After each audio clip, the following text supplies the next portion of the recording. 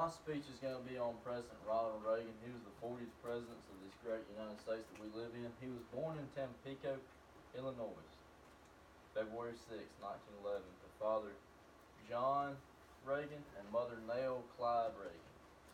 He was the youngest of the family of 5. He had 2 older brothers, and his father nicknamed him Dutch over his Dutch haircut. At age 10, he moved to Dixon, Illinois, where he attended high school.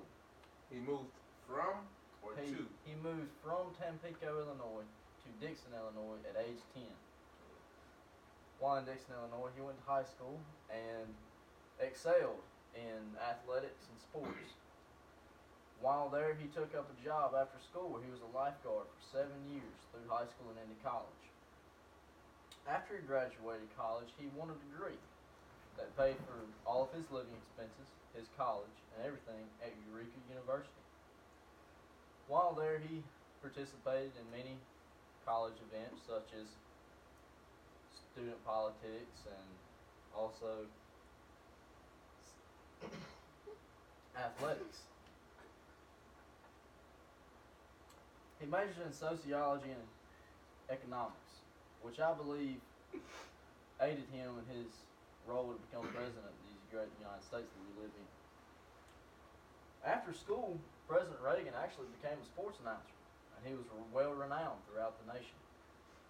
He mostly made his way over the radio. He would call Big Ten football games. He would also did a little bit with the Chicago Bears. So much to the point where he was at a convention over in the islands in Hawaii. How did he get there?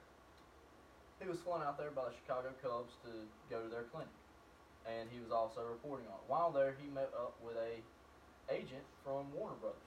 So this all has what to do makes him be a politic? This speech orients around President Reagan's life, accomplishments, and presidency. While over there, he met up with this agent from Warner Bros. While there, he was approached and given a shot as an actor. He signed a 7-year contract with Warner Brothers for $200 a week, which in that time that wasn't a whole lot of money, but it was a good place to start if he wanted to be an actor. Whenever he got into acting, he recorded over 20 B-rated films, his first of which was Love in the Air. Never seen it? You probably wouldn't have seen it. It wasn't really that popular. He didn't get his big break. He got his big break later in The King's Row, which he played a sadistic surgeon in the movie and got his big break where everybody started to see his name on the big screen. After all this happened, he strayed away from acting for a small amount of time and went into the military. While in the military, he went into the cavalry. He entered and became a 2nd lieutenant. And he had poor eyesight though, so he was never allowed to see any form of combat or anything. He eventually left the cavalry as a captain. After this, he went into politics. He started out in California and actually went and ran for governor. When he ran for governor, he was a Democrat, and he had done many campaigns for other people, helping them become governor. He eventually beat out the current governor of California by over 1 million votes. And when the next election came up, he beat that candidate by 500,000 votes.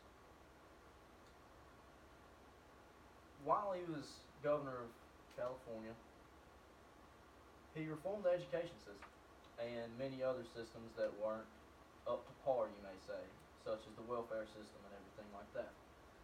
After all this, he went into the presidency, and he tried to be a candidate for many years, and he failed twice. When he finally got his big break, he was inaugurated into the President of the United States of America, after which he became President of the United States. little people know, but after just 2 weeks of being president, there was an assassination attempt. He was shot in the chest. Where was this again? He was shot in the chest. Like where? Where was this taking place when he was shot? I don't know that, but I'll be sure to get back to you on it. Like when? 2 weeks after he was inaugurated president. Oh, okay. So, while during his presidency, he became one of the greatest speakers this country has ever had as president. He actually went to Berlin during the crisis and gave a speech at the Berlin Wall, at which he told Stalin to bring down the wall, to which Stalin brought down the wall. Reagan was a no-nonsense president, and he really didn't care what people thought about him.